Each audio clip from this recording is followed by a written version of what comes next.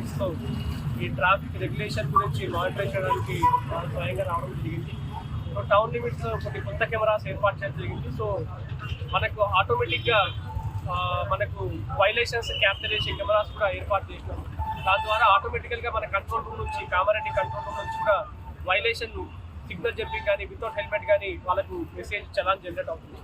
Second thing, ఇక్కడ ట్రాఫిక్ని మొత్తం regulate చేయడానికి కూడా ఒక యాక్షన్ ప్లాన్ వేసుకోవడం జరిగింది.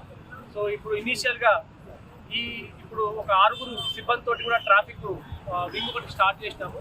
By end of this year దాన్ని 12 మందికి ఇంక్రీజ్ చేసుకొని by end of this year proper regulated traffic అయ్యే విధంగా ఎన్షూర్ చేస్తాము. సో యాజ్ ఆఫ్ నో ఇందులో వర్క్ ప్రాసెస్ స్టార్ట్ అయింది. Maybe by end of this month ఇక్కడ ఇంకొంత బులాట్స్ తోటి కూడా కొంత ట్రాఫిక్ రెగ్యులేషన్ చేసే ఆస్కారం ఉంది. చరిత్ర సృష్టించినోడు ఇప్పుడు ఆ చరిత్రని తిరగరాయబోతున్నాడు.